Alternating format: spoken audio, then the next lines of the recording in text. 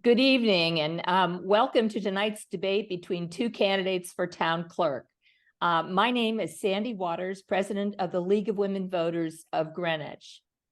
Before we begin, I'd like to thank a few who have helped us make this debate happen. Helene Weiner was our registrar, and she will be the timer for Lucy von Brachel. Cheryl Dunson and Deirdre Kamlani reviewed and prioritized our questions. Jess Reed of Greenwich Point Marketing is managing our Zoom and will be a timer for Jackie Budkins. JoAnn Messina, past president of the League of Women Voters of Greenwich, and I will co-moderate this debate. It is being recorded and will be posted on our website within the next day or so for those who want to see it later or for those who want to review it again.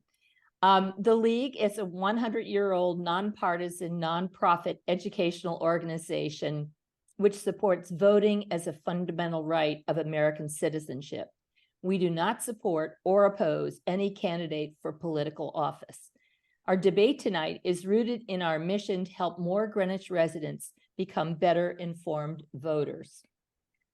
I'm going to introduce JoAnn Messina, who is my and she's going to give you some explanation of the background of how we're running it tonight. Thank you, Sandy, and wonderful to be here. Our purpose this evening is to provide you with an opportunity to hear the views of the Democratic and Republican candidates for town clerk. We appreciate the willingness of both candidates to participate in this very important debate. The questions themselves have come in advance from the public and were reviewed and prioritized by one Democrat and one Republican League of Women Voter Greenwich member. Both candidates will have an opportunity to answer each question, taking turns responding first. Based on a drawing we just had, Lucy von Brachel will be the first to give an opening statement and will respond first to the first question. Jackie Budkins will answer the second question first and will give the first closing statement. The format is designed to allow time to discuss the issues. The only rule is that the total time used by each candidate by the conclusion of the debate be approximately the same, cumulative time. The timers will record times for each candidate and will post those times in the chat function, which is visible to both candidates and the panelists, but not to the audience. Candidates are not restricted to 1 or 2 minute responses. Instead, they can spend as little or as much time as they feel appropriate within reason to discuss each issue. Following the question period, each candidate will make a 2-minute closing statement. Jess Reed from Greenwich Point Marketing and Helene Weiner will monitor the digital timing. As Sandy said, they will keep us and the candidates informed of the amount of time used. If there's a serious imbalance, we'll see that that's corrected. Thank you. I'd like to introduce the candidates for town clerk, Democrat Lucy von Brachel and Republican Jackie Budkins. We've asked each candidate to begin with a 2-minute statement to explain why they are running for the position of town clerk and what their qualifications are for the position. Lucy, as you won the lottery to go first, it's all yours. Great. Thank you so much. And thank you to the League of Women Voters for hosting tonight, Sandy and JoAnn for moderating, and Jess and Helene for all of your tech work. And thank you, Jackie, for agreeing to participate. It's a privilege to share my vision for the town clerk's office with voters. I'm running for town clerk because I'm deeply committed to giving back to the Greenwich community. My professional government and community service experience make me uniquely qualified for this job. I was raised here and attended Greenwich Public Schools, as did my husband. Now our children do as well. We're very invested in Greenwich. As an active member of the RTM for 6 years, I've had an incredible education in town government. I have the knowledge of town processes, the budget, and the idiosyncratic details that make the RTM so unique, so that I can hit the ground running as the clerk for the RTM. In addition to running my own successful art appraisal business for 12 years, where I comply with stringent standards for reporting without bias, I manage the collection of photographs at the Met Museum and have extensive hands-on experience with paper-based archives like the records the town clerk is responsible for preserving. I'm very familiar with the challenges of caring for an ever-expanding archive and the best practices for handling archives. I helped revitalize the Byram Neighborhood Association and have become adept at navigating town processes to accomplish the neighborhood association goals. And I've become something of a reference desk, fielding all sorts of questions about town government minutia for anyone who asks. It's just something I can't help myself from doing. I love public service. I'm that kind of person that tries not to get kicked off of a jury. By leveraging my uniquely well-suited experience, my passion for good governance, and my dedication to our community, I will ensure that the town clerk's office remains a beacon of accessibility, assistance, and support. Thank Great. you. Thank you for your input. Jackie, you're next. Great. Yes, I'd like to thank Sandy and JoAnn and everyone here who's put this together. Thanks to the League of Women Voters, and thanks to Lucy for joining on the discussion tonight. Born and raised in Greenwich, it has been my honor serving our community as town clerk for the last 2 years. The town clerk's office is a gateway to our town. It's where life starts, works, and ends in a sense. It's where you go when you get married, your child is born.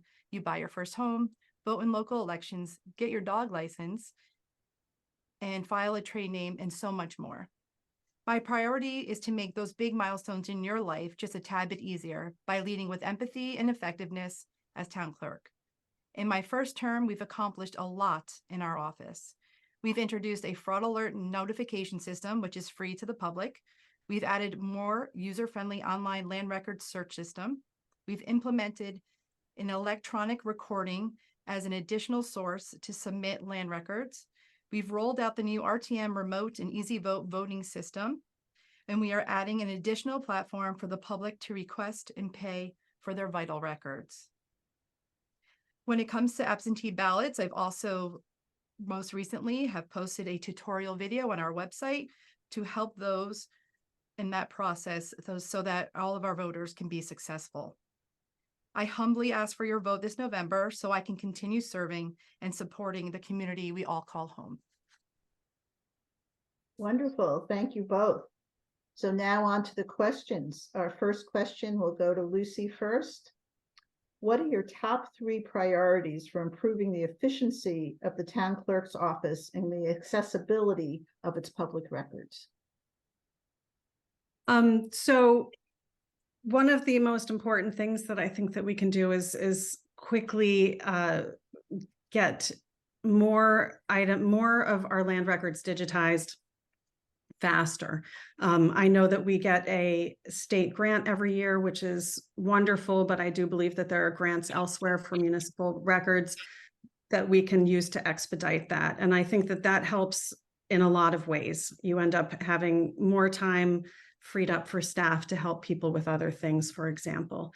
I think that, one of the funny things that people keep mentioning when I say that I'm running for town clerk is that the renewal process for dog licenses is a little prohibitive to people. So, I know that other towns have online systems for doing renewals. I know there are also some state statutes that sort of limit when you can do these things, but we could get some of that online. I would also like to, reconfigure the website so that people have more understanding of the different kinds of things that they can do in the department. I don't think a lot of people know what the town clerk's office does.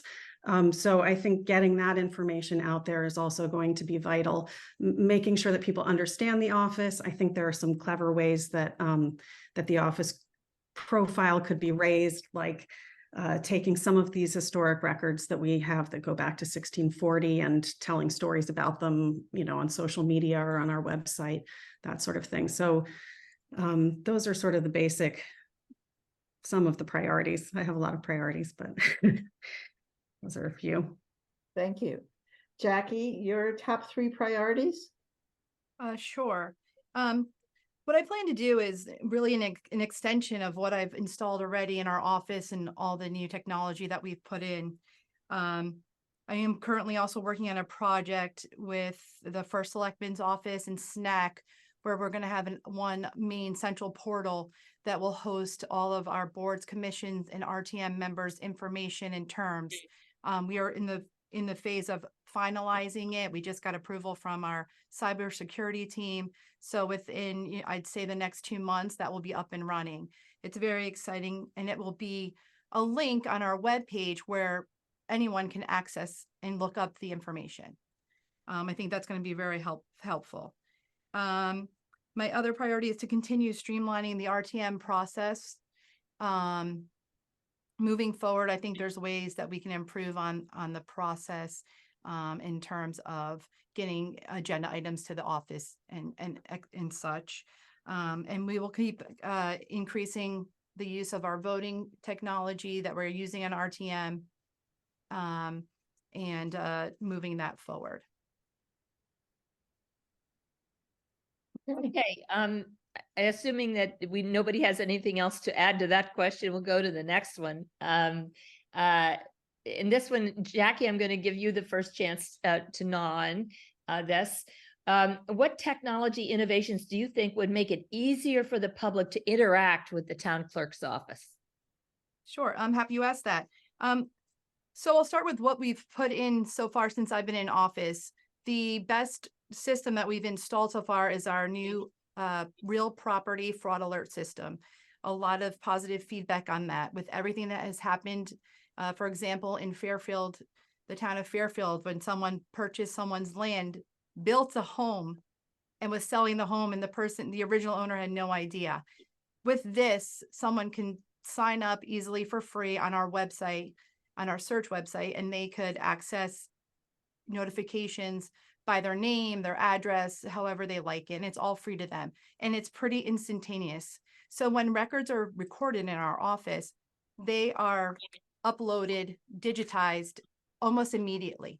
When the person's leaving, the staff is already scanning them and they're up and loaded. We are back to 1927. And, we work on it, constantly work on it. It's an ongoing project. We have a company that we've hired over the years, and they're terrific, and taking time to make sure everything is up and installed correctly is really a priority. Okay, Lucy, you want to take a shot at that? Sure. Well, I think that there are a lot of things that are already available through the town clerk's office that just need to be, there need to be more instructions. The fraud alert system I was aware of, but I haven't seen anything pushed out to the public about that. So it's hard for people to know what services are available. And if we don't know what services are available, we need, we're not going to use them. And so in addition to sort of pushing out more information to the public about what the town clerk offers, I think that there are also simple things like, we could have any service that we can put online would be great. Some services are harder than others. And I know that the town already has, some 20-odd payment systems and different apps that are challenging to navigate. There's a lack of consistency. And I think that we could work on making things more consistent and be a model for the rest of the town in terms of how we organize things, how we do things. And one other silly little thing that's just a funny little pet peeve of mine is I think we've got a lot of forms on the website. We can make more fillable forms. People shouldn't have to print things out and mail them in.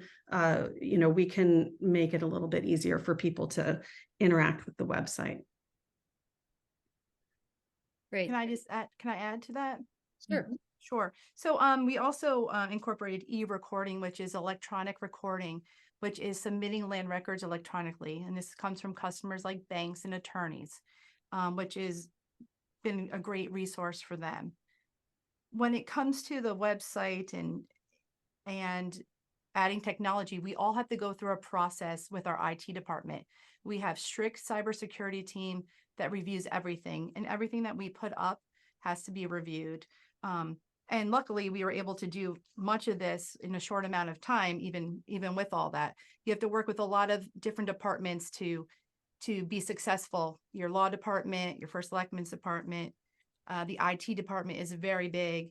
But so those are the ways you have to work together so that we can increase our technology. And we want to make it as accessible as possible for everyone and have the most friendly online service as we can.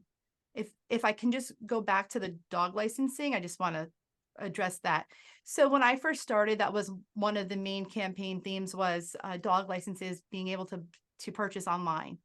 So I came in and my first 2 months I spent researching how we are going to do this. We were all ready to start to move forward. And the state came out and said, pause, we are going to be taking over your dog licenses. The town clerks, in essence, got together and they kind of went back and forth. They put together a committee. So now it's just, they were discussing it and we've almost come to the point where now they are not going to be taking it over. So with that said, now we are able to move forward on going online. There was no point in doing that process and spending the funds or the town funds or town time when the state was taking it over. But I believe the clerks have decided that, you know, everyone needs to manage their own dog licenses. People come in last minute, they're traveling, they're putting their dogs in a kennel. They need their license then and there. They're not going to go to Hartford or mail it in. So anyway, just want to add that. And you're on next. Okay, since the town clerk, Lucy, is the keeper of so many of the town's vital records, what additional steps would you take to protect that information from fraudulent actors? Well, security is obviously a big part of that. You know, the proper storage of these materials. I'm not quite sure what that question means, to be honest with you. What that the vital birth, death, and marriage records could be somehow. Good question. I think security is where it's coming from, Sandy. Right. Yeah. Yeah. So, you know, it's important to have proper storage of any kinds of archival material, and, you know, you having a security system that is closed where you don't have necessarily a key, but you have a keypad and very few people, you know, have access to it, and can be logged so that you make sure that you know who does have access to it. You know, there are obviously a lot of ways to address security, but in terms of vital records, I know that they, as far as I've seen in accessing that department, it is well handled. You're not, you know, able to go out and grab a birth certificate off the shelf. You know, so that's, yeah, I'm not quite sure how to flesh that one out because I'm not. Sorry, obviously, you know, people have sent in questions. Yeah, of course. Maybe I could add, in asking Jackie to respond to the same, that, you know, possibly it is an access question as well. And are there some records are public records, or, you know, I don't know if all are, so maybe we could speak about a little bit of that as well. Sure. So when it comes to the actual paper records that are kept in our vaults, the vaults are all locked and secured. It's a code. There's minimal people who know the code. Some days I don't even remember the code. Just kidding. But it's very, you know, hard. The women are at the desk when someone comes in. You have to have a very good reason if you're researching genealogy and it's all approved based for someone to go back there. But when it comes to online, the request for vital records, it's very limited to who can request them for who. So a parent can request for their child, a grandparent can request for a child's birth certificate. Their own person can request a child's birth certificate. Marriage licenses, people can request. So, and those are mostly all paper. Right now, the state has just initiated an online portal for death certificates, which the funeral homes process remotely and the hospitals, not to get into the weeds. So that's a little bit different. There's an online portal for birth certificates as well as they come in. But really, if we're going to talk about security and it comes to cyber, it's really the cybersecurity team that we work with in the IT department. They're the ones who protect all of our information that's online. I think that's what's probably at most risk. Our vaults are very secure. They're steel, they're fire protected, etc. But, you know, exactly, I'm like with Lucy, I'm not really positive like where this question is towards. I mean, fraud alert could also be properties, you know, if someone was to file something that perhaps was not done by the owner, that's when the fraud alert gets sent to the owner of that property and they're notifying them. So that's some sort of a alert or a security that we've put in place now, but not sure exactly where we're looking at. Okay, I'm going to go on to the next question. And Jackie, this is you. What role, if any, do you see the town clerk's office having in the implementation of early voting? Well, at this point, the implementation of early voting is under the Register of Voters. Right now, Stephanie Thomas, our new Secretary of the State, we're waiting on her final answer if we're going to actually receive enough tabulators so that they can have the tabulators at the early voting locations. If that is not the case at this time, the state is saying that the town clerks will be housing the ballots as we do for our absentee ballots. And so at the end of each day, all the work that's processed by the Register of Voters will come to our office and we will put them in our secure vault. We have a cage in the vault that's specific for ballots. And I'm sure we will work. I have a great working relationship with both Registrar of Voters, both Mary and Fred. Our offices work very well together. So we will always work to help in any way we can. And if the state says it comes to us, it comes to us. We're ready to take everything on. Hey, Lucy? Sure. And this was one of the questions in the League of Women Voters questionnaire. And yes, as Jackie said, this is not entirely in the purview of the town clerk's office, and that, the keeping custody of the ballots and working on contingency plans with them. And there's a lot of ways that the town clerk does support the early voting effort. The town clerk would also continue to be doing absentee balloting at the same time. But one of the things that I'm interested in, I'm very excited to see early voting coming online next year. I think it's a great way to increase voter turnout and engage voters in a different way. And I think we'll need to do a lot of educating of the public to help them understand the difference between absentee ballots and early voting. And I think that, again, as wanting to sort of be more communicative to the public as the town clerk, it's an opportunity to work with the Registrar of Voters to come up with a way to market, and explain and provide instruction to people, and push out more information. Great. You ready Thanks. for the next question? Yep.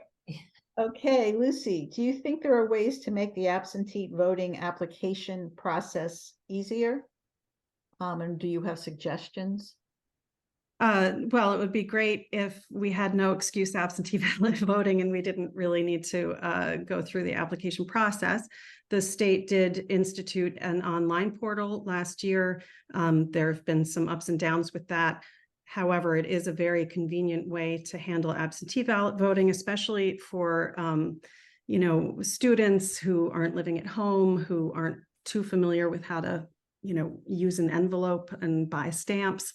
It's great to have this online portal so that the information goes right to the town clerk and there isn't this lag with mail going through. So there are, what other ways could it be improved? I think, there are some great features that people aren't quite aware of, like you can go online and look up your name and see if your absentee ballot application was received, when the ballot's mailed out to you, and whether they've received your ballot in return. I think we need to help people understand that so that we don't have angry calls at the end of the process asking where my ballot is. I sent my application in months ago. So there are opportunities for making it easier for people to understand the process and to make it a little bit more efficient. Thank you, Jackie. Sure. Well, when it comes to the rules or the process of absentee applications and ballots, they are dictated by the state and we have to follow strict statute. All 169 states have to follow the same process. Like Lucy mentioned, the state did roll out an online portal last year for our applications, which works well when it's working. Sometimes it does crash, but we get through it. It's just like our voter, our CVRS system that crashes once in a while during an election cycle, but it comes back up. but it has worked out well. I think students do use it a lot. There's a lot of other individuals that use it.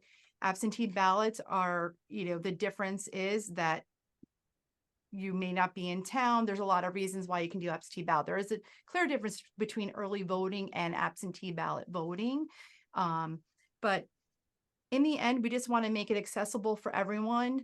We offer a special hours right before Election Day. We'll be open Saturday before. We're going to be open one evening next week before, so people have ample time in case they have last minute travel plans. But I would just like to remind everyone, if you are traveling, if you're not going to be in town for the election, please come to our office, fill out an application, do your ballot. You can do it all at once. We're there to help you.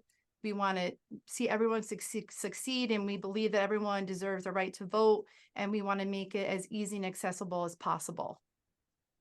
And is it the same process domestically as it is internationally, like for military or whatever? Is there a different process there? There is a different process for military, and there's some differences if you're permanently overseas or if you're temporarily overseas. It makes a difference. Military, they are allowed to receive their ballots 45 days in advance of the election. Typically, the ballots are blank, and they have to return them. They write it in, and they do have to mail them back as well in a hard copy.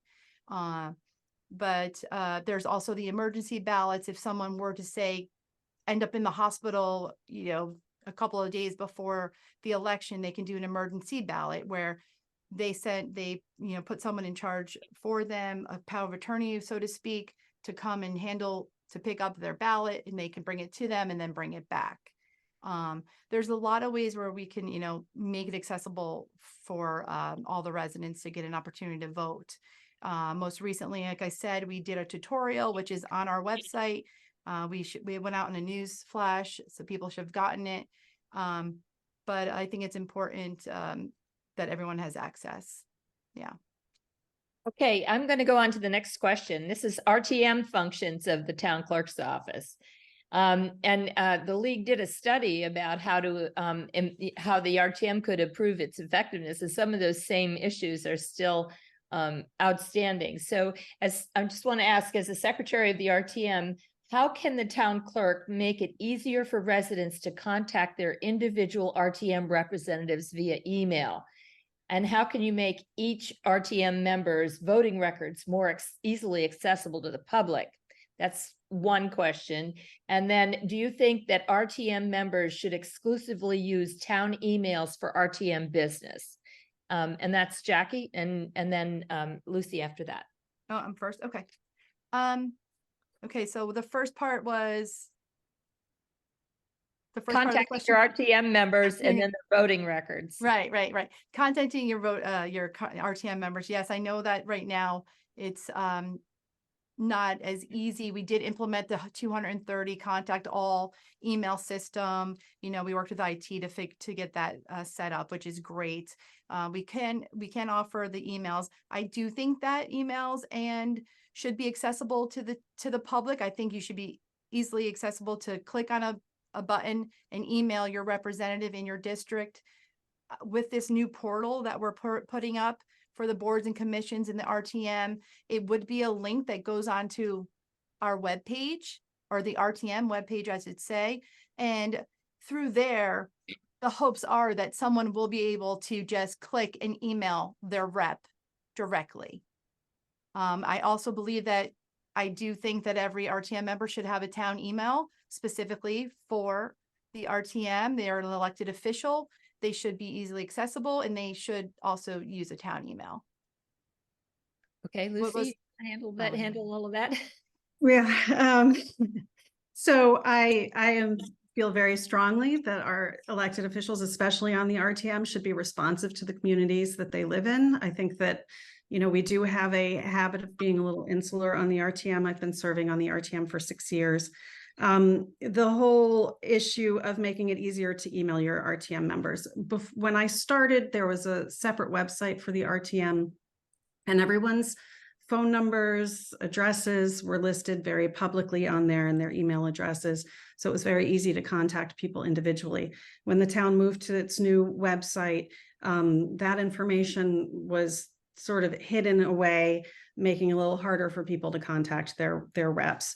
So in lieu of having that direct access, they put contact us links on each page for every committee and every district. And then unfortunately, the part that is problematic is that each web page on the town's website has to be managed by someone who is part of that page. So like I was on the land use committee, I was responsible for keeping the website up to date for that particular committee. And one of the issues has been that because there's turnover on the RTM, we have 2-year terms, keeping people up to date on that training has been challenging. It's not an easy back end to use. So I don't think that has been as effective. Some districts you can email everyone, some districts you can only email the chair. It's a little inconsistent. I think consistency on that front would be really helpful. There was also issues. The RTM really did want to have, some people really wanted to have email addresses, town email addresses. And I think that there are benefits to having town email addresses for each RTM member, especially for FOIA issues. I know that there's been a lot of FOIA-ing of town officials over the last couple of years, which has been very challenging. When you use your private email address, it's especially challenging. But what we were told at the time was that it was not cost effective to add 230 emails, especially again, with all of that turnover, having to be able to provide support to all of those members is challenging as well. And then I think, you have a lot of people who would have a hard time accessing those emails given the cybersecurity that the town uses. Do I have a great solution to that? I don't offhand, but I do think it's important that we address it because we do have this all RTM email and we have started receiving a lot more feedback from the public, which is fantastic. Sometimes I do enjoy getting emails from, the honors civics class at the high school. They have an assignment where they contact us with issues in their neighborhood. And I enjoy having those interactions one-on-one with people. So I would like people to be able to contact me and ask me questions. And in terms of the voting records, this is actually something I care a lot about. We should have our RTM members' voting records be very easily accessible. At the moment, it takes a lot of clicks. I have given tutorials to too many people trying to find that information. It should be much easier to look up.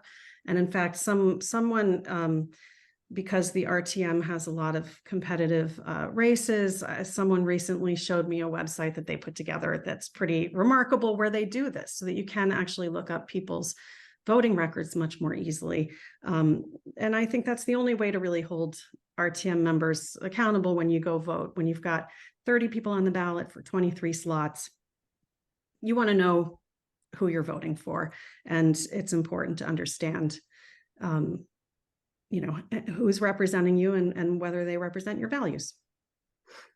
Right. Okay, JoAnn, you want to go on to the next one? Sure. You were trying to avoid this question, I think, JoAnn, dog licensing question. I also was hesitating because I didn't know if you wanted to do time now. And yeah, how are we doing? We're about even. Okay, so we're about even. So yeah, it's within 8 seconds. So I think that's fair enough. Seconds, I think, is very good. Well done.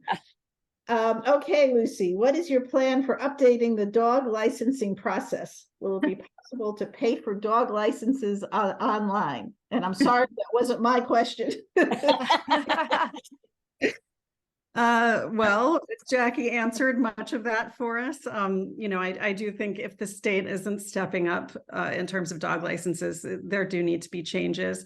I was actually thinking the other day, because of the statutes and how limiting it is, currently you have a 1-month period where you can renew licenses. It's just not convenient. And I've looked at the past data about dog licenses. There are only about 2,500 that are issued every year. And having been knocking on doors lately, I can tell you I would say that, 8 out of every 10 houses has at least one dog. I mean, we need to be licensing more. And in order to do that, I think it has to be a lot easier to do it. I also find that, it's unfortunate that the staff has to spend so much time, dealing with a lot of the licensing stuff by hand. So I would like to see if there are ways that we could make it more efficient so that they can be freed up to do more important work. Thank you, Jackie.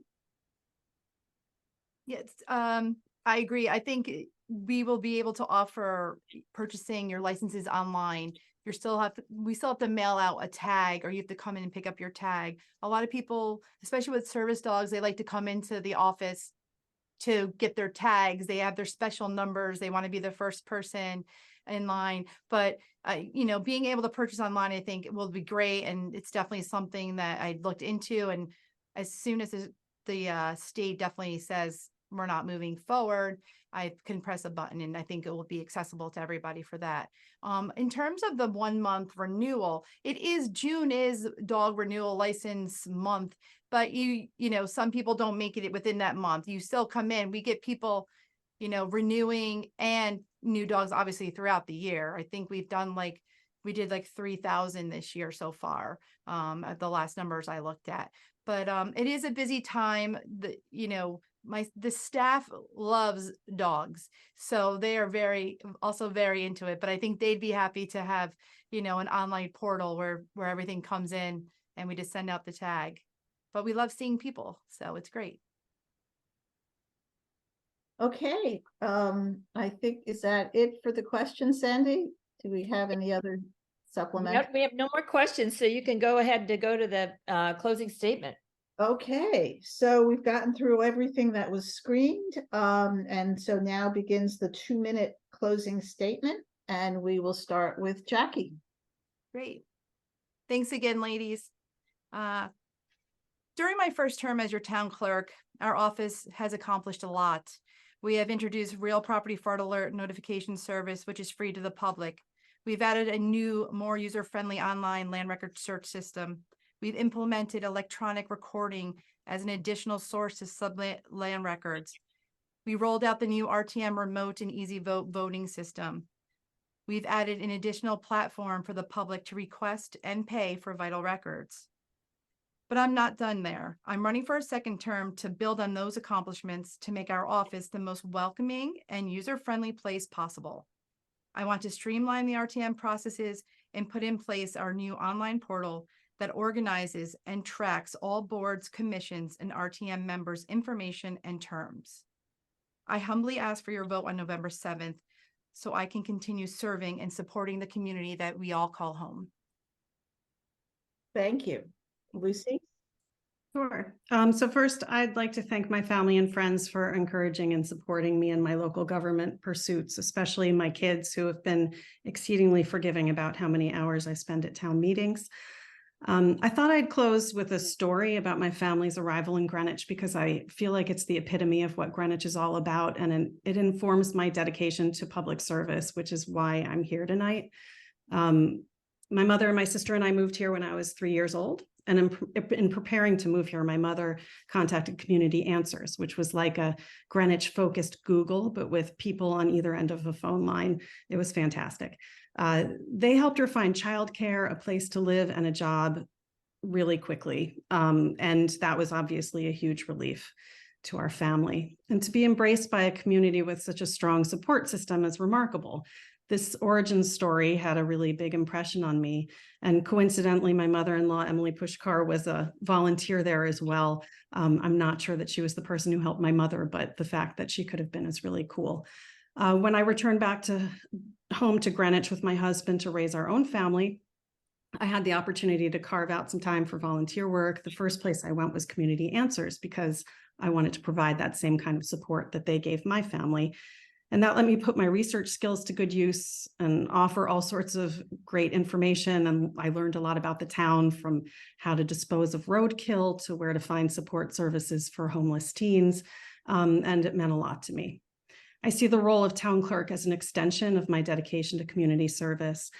To be sure, the town clerk's job is more complex and critical to the operations of town government than answering questions at Community Answers.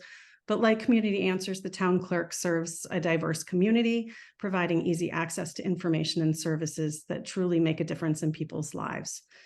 The town clerk's office has been in the same family for 32 years, and that is a legacy that is truly something to be proud of. But I believe it's time for a fresh perspective and new approaches to the town clerk's office. I'm excited about doing this. I will put in 110% as I do on every project or volunteer job I take on. And I want people watching to know that whatever the outcome of this election is, I'll continue to advocate for residents and fight for a Greenwich that serves you better. Thank you. Awesome. I want to thank both of you, Lucy and Jackie, for your willingness to participate tonight, and to the audience for being willing, joining in. This is our last debate for the 2023 election season. Our previous debates for the Board of Selectmen, Board of Education, and Board of Estimate and Taxation have been posted on our website at www.lwvgreenwich.org. And we encourage all voters to explore vote411.org for nonpartisan information about all candidates for Greenwich Public Office this year, including candidates for the RTM. Thanks, everybody, and don't forget to vote on November 7th. Thanks, Sandy. Good evening. Thank you, Thanks. Sandy. Thanks, JoAnn. Thank you. Thank you all.